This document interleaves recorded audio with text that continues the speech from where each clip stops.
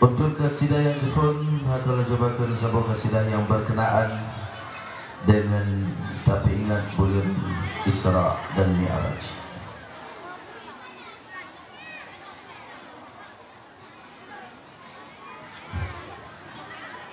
Nabi Mi'raj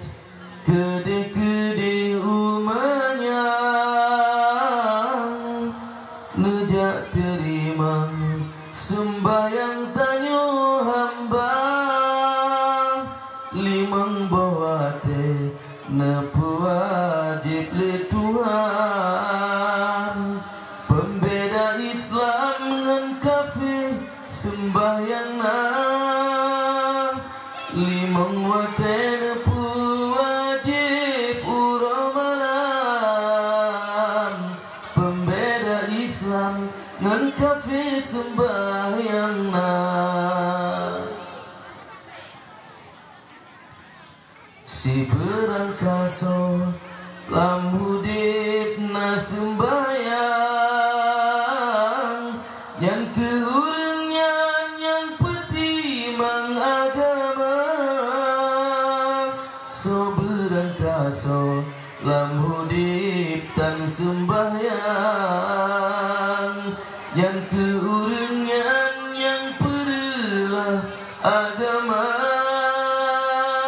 sabaran kasalam hudip tan sembayang yang keurengan yang perlah agama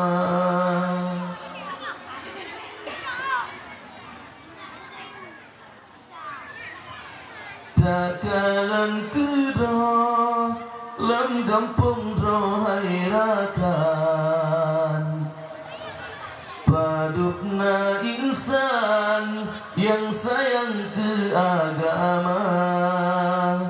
padupna tubuh yang jika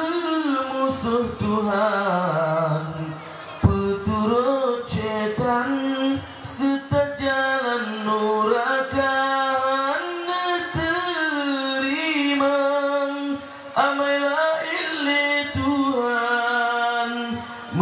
sembayang hana tanyo kerja persoalan pun amai dalam kuburan yang kesembayang yang netanyang bak kata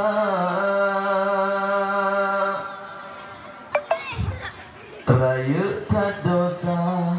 menyetan tak sembayang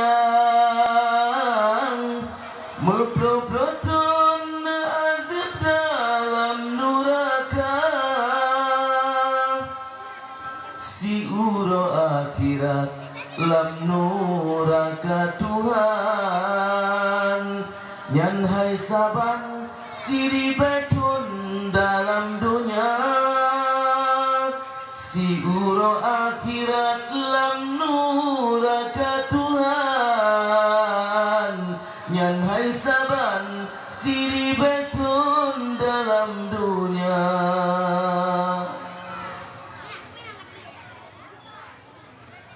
azab akhirat